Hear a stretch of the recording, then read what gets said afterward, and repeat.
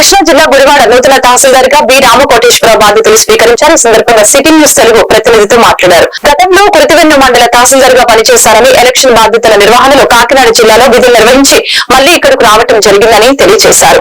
జేసీ inspection ప్రకారం revenue సేవలను ప్రజలకు సులభతరం అందేలా చేస్తారని తెలియజేశారు.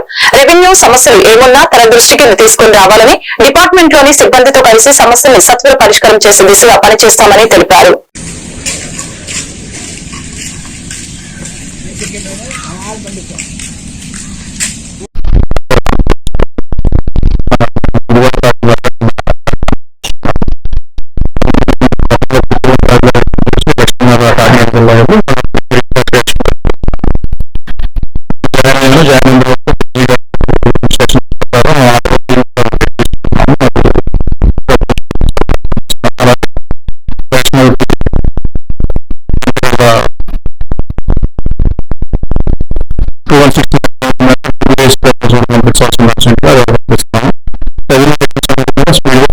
అలాగే స్కూల్ సపరేషన్ కూడా మనకి జేసీ ఆదేశాల ప్రకారం 5 తారీఖు కల్లా 80% మార్గం ఆలోచిస్తుంది.